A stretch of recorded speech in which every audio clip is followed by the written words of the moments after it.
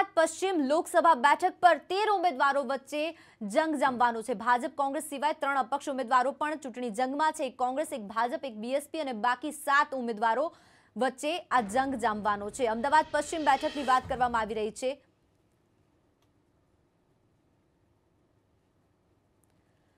સંવાદદાતા મેહુલ દેસાઈ સાથે જોડાઈએ, તેમના પાસેથી વધુ વિગતો પ્રાપ્ત કરીએ। મેહુલ, અમદાવાદ પશ્ચિમ બેઠકને લઈને કોના કોના વચ્ચે સીધો જંગ જામવાનો છે?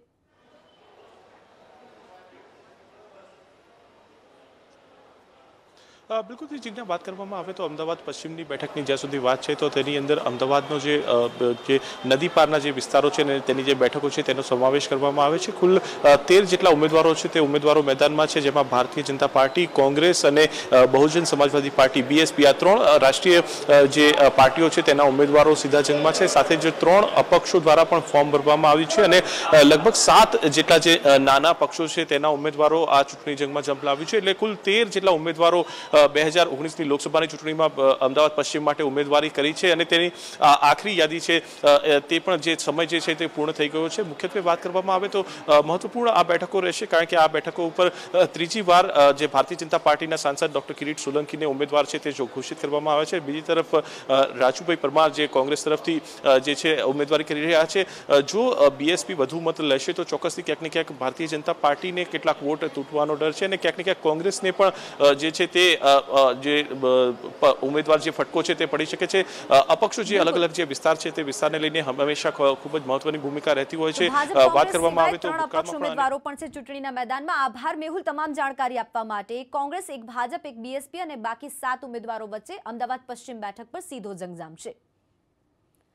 વાત હવે ગાંધીનગરની। ગાંધીનગર લોકસભા બેઠક પર 17 ઉમેદવારો વચ્ચે જંગ જામશે। ગાંધીનગર બેઠક પર કુલ 34 ફોર્મ ભરાયા હતા, પણ જેમાંથી 17 ઉમેદવારોએ ફોર્મ પરત ખેંચ્યા છે। જો કે આ બેઠક ભાજપ અને કોંગ્રેસ વચ્ચે મુખ્ય જંગ છે। ગાંધીનગર બેઠક પર ભાજપના ઉમેદવાર અમિત શાહ છે, જ્યારે કોંગ્રેસના ઉમેદવાર સીજે ચાવડા છે। એટલે સીધો જંગ અમિત શાહ અને કોંગ્રેસના ઉમેદવાર સીજે ચાવડા વચ્ચે।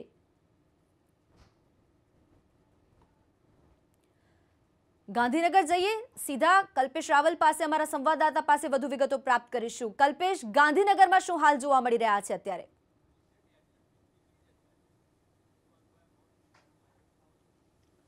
जिज्ञा सीधी टक्कर भाजपा राष्ट्रीय अध्यक्ष अमित शाह और कोंग्रेसमांथी डॉक्टर सीजे चावड़ा वच्चे है। कुल 34 फॉर्म मान्य रहा था, परंतु जे आज अंतिम तारीख थी उम्मीदवारी पत्र पाछा खेंचवानी, अगाऊ 7 फॉर्म पाछा खेंचाया था और आजना दिवसे 10 फॉर्म पाछा खेंचाया है, એટલે 17 फॉर्म पाछा खेंचाया है। એટલે હવે 17 ઉમેદવારો આંકડાકીય દ્રષ્ટિએ અત્યારે ગાંધીનગર લોકસભા બેઠક પર છે। પરંતુ મેં અગાઉ કહ્યું એ પ્રમાણે પ્રતિષ્ઠાભર્યા ચૂંટણી જંગ છે, હાઈ પ્રોફાઇલ બેઠક શરૂઆતથી રહી છે। એલ.કે. અડવાણી જે છે એ પ્રતિનિધિત્વ કરતા હતા અને એમની જગ્યાએ રાષ્ટ્રીય અધ્યક્ષ અમિત શાહને તક આપવામાં આવી। તેઓ અને સામે ડોક્ટર સીજે ચાવડા જેઓ ગાંધીનગર ઉત્તરના ધારાસભ્ય છે એ કોંગ્રેસ તરફથી લડી રહ્યા છે। એટલે સીધી ટક્કર અહીંયા રસપ્રદ ટક્કર છે જે ગાંધીનગર લોકસભા બેઠક પર જોવા મળશે અને આંકડાની દ્રષ્ટિએ કુલ 17 ઉમેદવારો જે છે હવે મેદાનમાં બચ્યા છે। બિલકુલ, આભાર કલ્પેશ તમામ જાણકારી આપવા માટે। તો કુલ હવે 17 ઉમેદવારો રહેશે અને 17 ઉમેદવારો વચ્ચે ચૂંટણી જંગ જામશે।